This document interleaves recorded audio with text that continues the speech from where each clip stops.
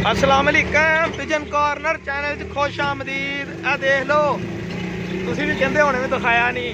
आ देख लो ए इलाके जा रहा एक वेला आ वेला साडा भरा रक्शे वाला। देख लो किसी का रेंट ते रक्शा लै गया स्पैशल नाल जान नूं। ठीक है चैनल सबसक्राइब करो ज़्यादा तो ज़्यादा। इंशाल्लाह आप अपने चैनल में बहुत पॉपूलर करना वा। तुहाडे भरावां दे कबूतर लैन जा रहे हैं तुहाडे लई। ऐ नहर जंगल इलाके मैं कहा देख लैन मेरे भरा।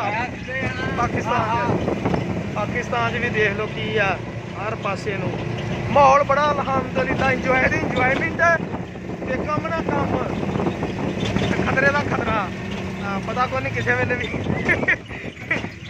झिमरी फड़ लेना आके। हाँ जी ये बहुत ही माशाल्लाह ना कोई बाकी ए काने इन्होंने कहते काने काने ही है ना। आ काने जड़ियाँ खुडियां के उत्ते पाउंदे ने सिरकियां काने वालियां वो काने ही भरा जी। आ सलवार दे काने ये सलवार हो जो छाबे बनाते होंगे आ। मैं कहा दहादा भरावां नूं लोकां नूं जिन्हें नहीं पता है इत्थों कोई बड़े सूर भी निकलते हैं की कहते उन्होंने न्योले। यह देख लो डेरा नाल साडे कोई बंदे बह के सवारी ने तो तुहानूं वो डेरियां दा शौक कराउणा सी मैं जाके इंशाअल्लाह। बड़ा माहौल है यार इधर अल्लाह दी रहमत नाल। ते मेरा चैनल सबसक्राइब करो तो मेहरबानी तुहाडी इंशाअल्लाह जाके मैं कबूतर भी शौक कराऊँ किहड़े जंगल चों लै गया। तकरीबन 1.5 घंटा हो गया सानूं घरों तुरिया नूं। मेहरबानी।